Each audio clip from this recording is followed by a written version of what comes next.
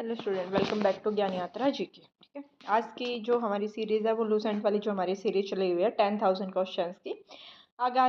आगे आज हम उसी का पार्ट देखेंगे। ठीक है, तो बिना देरी के स्टार्ट करते हैं। हमारा पहला क्वेश्चन है, भारत पर पहला सफल अरब आक्रमण किसने किया था, यानी कि किसके नेतृत्व में हुआ था या किसने किया था। तो सबसे पहला जो सफल आक्रमण यानी कि आक्रमण करने में सफल हो गए थे, कर दिया था, तो वो कौन थे? मोहम्मद बिन कासिम थे। नेक्स्ट है, अरबों ने सिंध पर कब विजय प्राप्त की थी? तो 712 ईस्वी में अरबों ने सिंध पर क्या थी? विजय प्राप्त कर ली थी। नेक्स्ट है, अरब आक्रमण के समय सिंध का शासक कौन था? तो अरब आक्रमण के समय अगर सिंध के शासक की बात करें तो वो कौन था? दाहिर था। नेक्स्ट है, भारत पर अरबों के आक्रमण का मुख्य उद्देश्य क्या था? जब अरबों ने भारत पर आक्रमण किया तो उनका मेन मोटो क्या था कि उन्हें क्या करना था? तो उनका जो मेन मोटो था वो धन लूटना था, यानी कि ज़्यादा से ज़्यादा पैसे लूट लो और इस्लाम धर्म का प्रचार प्रसार करना। ठीक है, कि ज़्यादा से ज़्यादा धन लूट के वापस चले गए थे और वहाँ पर क्या है, इस्लाम धर्म का प्रचार कर गए थे। नेक्स्ट है, गजनी साम्राज्य की स्थापना किसने की थी? तो जो गजनी थे, मोहम्मद गजनवी, तो वो गजनी साम्राज्य था, उसकी स्थापना अलाउद्दीन ने की थी। ठीक है, नेक्स्ट है, गजनी साम्राज्य की स्थापना कब हुई थी? और अब अगर हम डेट की बात देखें तो डेट है 1932 ईस्वी में क्या है, उसकी स्थापना हुई थी।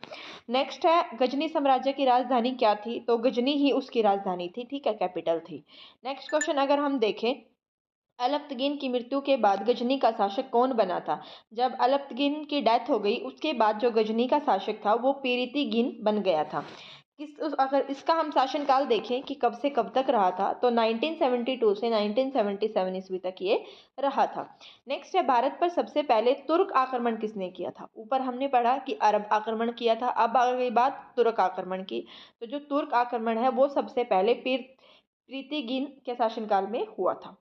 प्रथम तुर्क आक्रमण के समय पंजाब का शासक कौन था? तो उस समय पंजाब में जयपाल का राज चलता था। ठीक है, वहां का राजा कौन था? जयपाल था।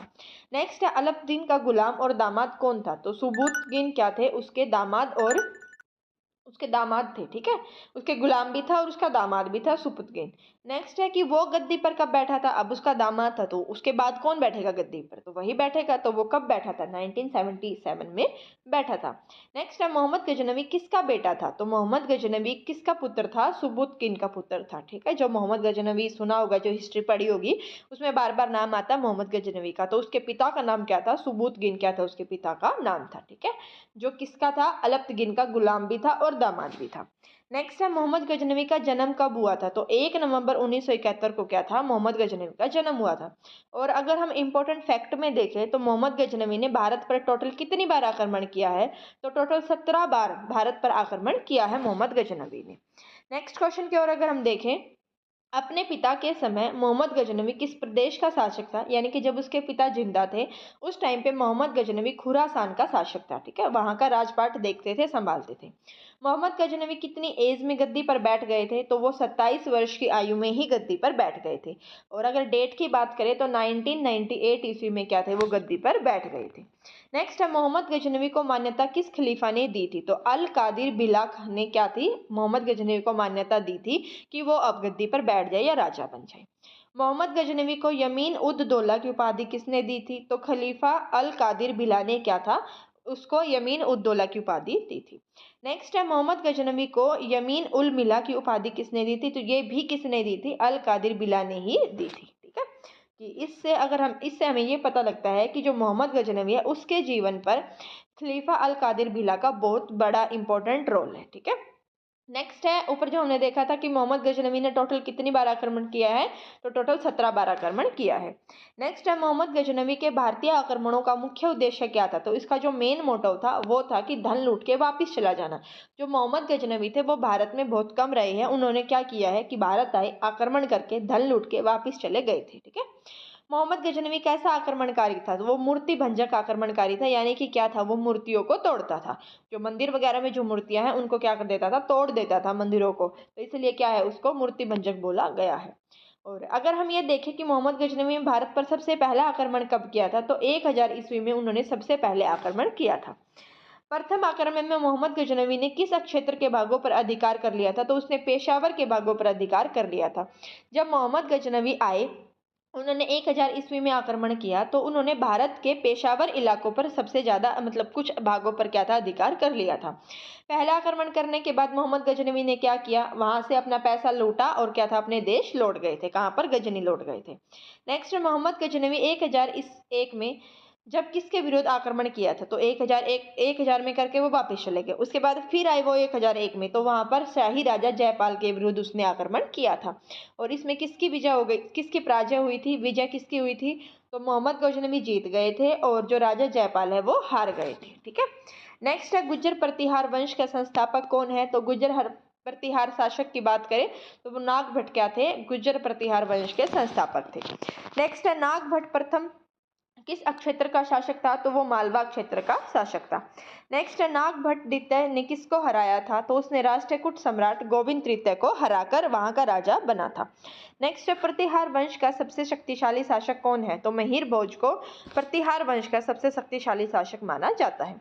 वहीं अगर हम महिर भोज की कैपिटल की बात करें तो वो कन्नौज थी।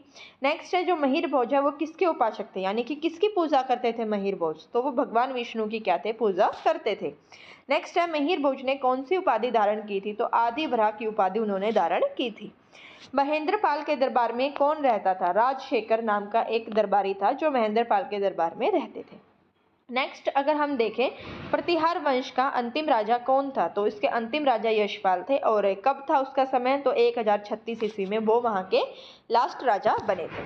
नेक्स्ट है, दिल्ली नगर की स्थापना किसने की थी, तो दिल्ली नगर, ये वाला क्वेश्चन बहुत बार आ चुका है पेपर में कि दिल्ली नगर की स्थापना किसने की थी, तोमर नरेश अंगपाल ने क्या है, दिल्ली की स्थापना की थी। दिल्ली की स्थापना कब की गई थी, 11वीं सदी के मध्य में दिल्ली की स्थापना की गई थी। नेक्स्ट क्वेश्चन है हमारा, गहड़वाल वंश के संस्थापक कौन है, तो गहड़वाल वंश के संस्थापक की बात करें तो चंद्रदेव है। नेक्स्ट है, उसकी राजधानी देखिए कि कैपिटल क्या थी, तो वाराणसी क्या है, गढ़वाल वंश की कैपिटल थी। नेक्स्ट है, गढ़वाल वंश का सबसे शक्तिशाली शासक कौन था, तो वो गोविंद चंद्र क्या था, वहां का सबसे शक्तिशाली शासक था। नेक्स्ट है, गोविंद चंद्र का मंत्री कौन था, तो लक्ष्मीधर गोविंद चंद्र के मंत्री थे। नेक्स्ट क्वेश्चन की ओर अगर हम बढ़े तो हमारा क्वेश्चन है, जो लक्ष्मीधर थे वो कैसा विद्वान था, तो वो शास्त्रों का प्रकांड पंडित, यानी कि शास्त्रों के बारे में उसको अच्छी नॉलेज थी, अच्छे ज्ञाता थे। लक्ष्मीधर ने कौन सा ग्रंथ लिखा था, तो उन्होंने कत्यकल्पतुरी नाम का एक ग्रंथ लिखा था। गोविंद चंद्र की रानी की बात करें यानी उसकी पत्नी कौन थी, तो उसकी पत्नी कुमार देवी थी। कुमार देवी ने सारनाथ में क्या बनवाया था, तो धर्म चक्र जिन विहार नाम का एक मंदिर था या विहार था, सॉरी, वो बनवाया था। ठीक है, कुमार देवी ने कहाँ पर बनवाया था, ये सन याद रखना है, सारनाथ में बनवाया था। पृथ्वीराज तृतीय ने किसका अपहरण किया था, तो जयचंद की पुत्री सुयोंगती का उसने अपहरण कर लिया था।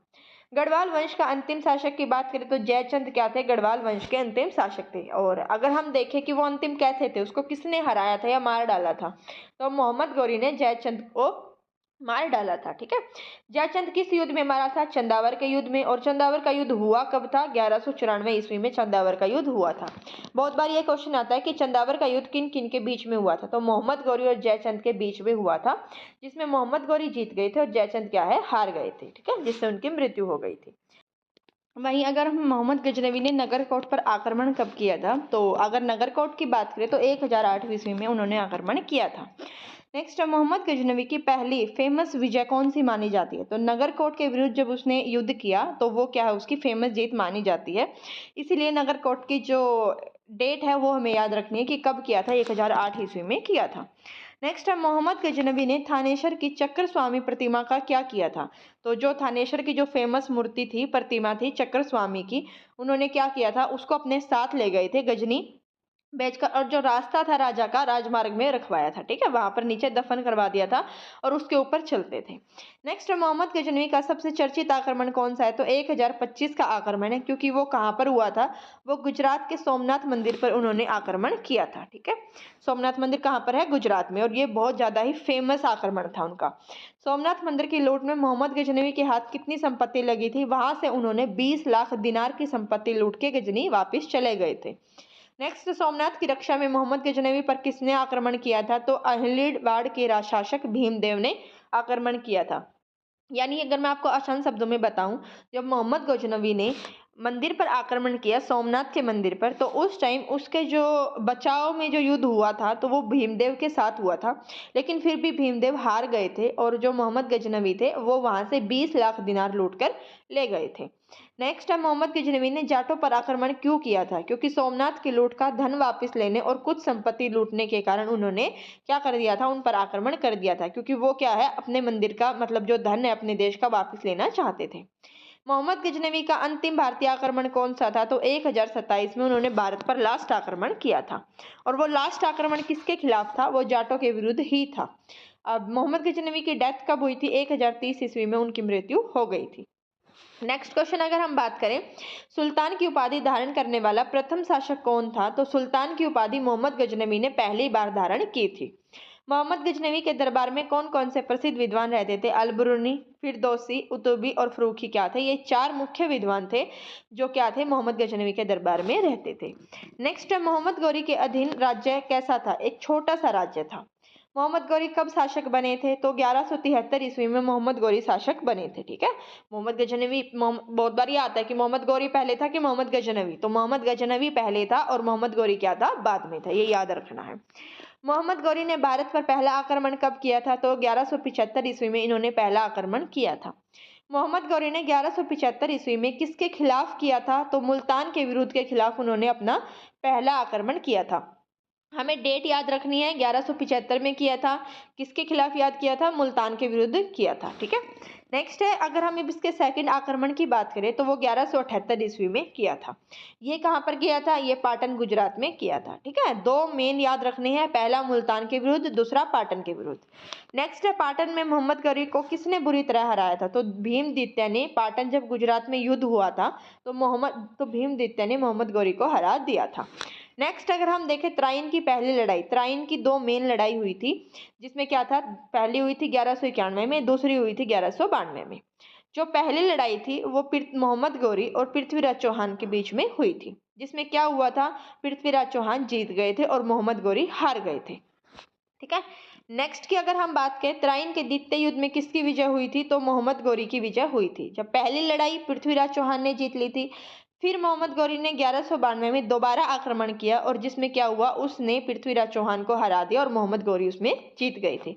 क्यों? क्योंकि ऐसा बोला जाता है कि जो पृथ्वीराज चौहान के जितने भी रिलेटिव थे, उसमें से कोई था, शायद उसका ससुर या पता नहीं कौन था एक, जिसने जाकर मोहम्मद गौरी को उसकी रणनीति बता दी थी, जिस कारण क्या हुआ था, पृथ्वीराज चौहान हार गए थे। ठीक है, नेक्स्ट है, चंदावर का युद्ध कब हुआ था? तो 1194 ईस्वी में चंदावर का युद्ध हुआ था। नेक्स्ट है, चंदावर के युद्ध में किसकी विजय हुई थी? तो इसमें भी मोहम्मद गौरी की ही विजय हुई थी। तराइन के प्रथम युद्ध में मोहम्मद गौरी को किसने हराया था? तो तराइन के पहले युद्ध में पृथ्वीराज चौहान ने मोहम्मद गौरी को हरा दिया था और सेकंड युद्ध में मोहम्मद गौरी ने पृथ्वीराज चौहान को हरा दिया था। नेक्स्ट क्वेश्चन की अगर हम बात करें तो मोहम्मद गौरी भारत पर शासन करने वाला पहला मुस्लिम विजेता माना जाता है। ठीक है, तो कौन थे? मोहम्मद गौरी थे। और अगर हम बात करें मोहम्मद गौरी की हत्या की, तो 15 मार्च 1206 में क्या है, मोहम्मद गौरी की हत्या हो गई थी। नेक्स्ट है, गुलाम वंश की, जो मोहम्मद गौरी थे उन्होंने किस वंश की स्थापना की थी? उन्होंने गुलाम वंश की स्थापना की थी। कब की थी? 1206 ईस्वी में की थी। नेक्स्ट क्वेश्चन है, गुलाम वंश की स्थापना किसने की थी? तो कुतुबुद्दीन ऐबक ने की थी। क्या था, मैं आपको बताऊं, जो मोहम्मद गौरी थे वो जीतकर, जब उन्होंने पृथ्वीराज चौहान को हरा दिया, तो उन्होंने दिल्ली को जीतकर गुलाम वंश, जो उनका गुलाम वंश का जो शासक था, यानी कि जो उनका गुलाम था कुतुबुद्दीन ऐबक, मोहम्मद गौरी कुतुबुद्दीन ऐबक को दिल्ली देकर वापिस अपने शहर या अपने देश चले गए थे। उन्होंने वो सारा कुतुबुद्दीन ऐबक को दे दिया। उसके बाद कुतुबुद्दीन ऐबक ने उसी पर, क्योंकि वो उसका गुलाम था मोहम्मद गौरी का, तो गुलाम के कारण उन्होंने उस किस वंश की स्थापना की? गुलाम वंश की स्थापना की थी।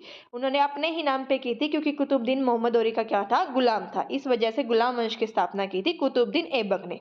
और कुतुबुद्दीन ऐबक को दिल्ली किसने दिया था? मोहम्मद गौरी ने जीत कर कुतुबुद्दीन ऐबक को दिल्ली दे दिया था और फिर वो वापिस चले गए थे। ठीक है, तो अब शुरू होते हैं वंश, गुलाम वंश। ठीक है, दिल्ली सल्तनत स्टार्ट हो जाती है। तो पहले कौन थे? गुलाम वंश के संस्थापक कुतुबुद्दीन ऐबक थे। कुतुबुद्दीन ऐबक किसका गुलाम था? मोहम्मद गौरी का गुलाम था। और कुतुबुद्दीन ऐबक को क्या नाम से जाना जाता है? लाख बख्श के नाम से उसको जाना जाता है। नेक्स्ट, कुतुबुद्दीन ऐबक ने अपना राज्याभिषेक कब किया था? तो 24 जून 1206 ईस्वी को क्या था, इसने अपना राज्याभिषेक किया था। नेक्स्ट है, कुतुबुद्दीन ऐबक का राज्याभिषेक कहाँ हुआ था? तो लाहौर में उसका राज्याभिषेक हुआ था। और कुतुबुद्दीन ऐबक ने इसी कारण अपनी राजधानी किसे बनाया था? लाहौर को ही बनाया था।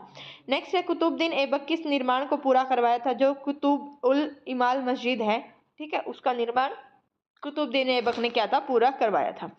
नेक्स्ट है कुतुबुद्दीन ऐबक ने किस मीनार का निर्माण, यानी कि जो कुतुब मीनार है दिल्ली की, वहां पर उसका निर्माण किसने स्टार्ट करवाया था? कुतुबुद्दीन ऐबक ने उसका निर्माण शुरू करवाया था, लेकिन वो उसको पूरा नहीं कर पाए थे, ठीक है, और पूरा किसी और शासक ने किया था। तो वो आप मेरे को कमेंट बॉक्स में बताना है कि किस शासक ने उसको पूरा किया था। कुतुबुद्दीन जो कुतुब मीनार है उसका निर्माण किसके नाम पर हुआ था? तो ख्वाजा कुतुबुद्दीन मुख्तियार काकी के नाम पर उसका निर्माण करवाया गया था। अब आगे बात है दिल्ली की पहली मस्जिद। तो दिल्ली की पहली मस्जिद कुव्वत उल इस्लाम मस्जिद है, ठीक है। नेक्स्ट अजमेर में ऐबक ने कौन सी मस्जिद बनवाई थी? तो 2.5 दिन का झोपड़ा क्या है? अजमेर में कुतुबुद्दीन ऐबक ने बनवाया था। 2.5 दिन का झोपड़ा किसके द्वारा बनवाया था? कुतुबुद्दीन ऐबक ने ही बनवाया था। कुतुबुद्दीन ऐबक को क्या कहा जाता है? लाल बख्श उसको बोला जाता है। गजनी के तालुक विश्वास का दमन किसने किया था? तो कुतुबुद्दीन ऐबक ने किया था। नेक्स्ट है कुतुबुद्दीन ऐबक की मृत्यु कब हो गई थी? 1210 ईस्वी में उसकी मृत्यु हो गई थी। और ये वाला क्वेश्चन बहुत बार आया कि कैसे हुई थी? तो चौगान यानी पोलो खेलते समय घोड़े से गिरकर कुतुबुद्दीन ऐबक की मृत्यु हो गई थी। चौगान किस खेल का प्राचीन नाम है? तो पोलो का, यानी कि पोलो को ही चौगान बोला जाता है। नेक्स्ट है कुतुबुद्दीन ऐबक के बाद कौन शासक बना था? आराम शाह शासक बना था। फिर आराम शाह की हत्या किसने कर दी थी? इल्तुतमिश ने कर दी थी। और उसके बाद गद्दी पर कौन बैठ गया था? इल्तुतमिश बैठ गया था, क्योंकि आराम शाह ऐसे माना जाता है कि ये पावरफुल शासक नहीं थे, इसलिए इल्तुतमिश ने धोखे से आराम शाह की हत्या कर दी और 1211 ईस्वी में खुद दिल्ली की गद्दी पर बैठ गए थे, ठीक है। नेक्स्ट हम करेंगे अगले पार्ट में, और आज की वीडियो यहीं ख़त्म होती है। अगर वीडियो आपको हेल्पफुल लगी हो तो वीडियो को लाइक करना, शेयर करना एंड सब्सक्राइब करना। बेल आइकन को प्रेस कर लेना ताकि टाइम टू टाइम आपको नोटिफिकेशन मिलती रहे। अगला जो है वो हम नेक्स्ट पार्ट में देखेंगे, ठीक है।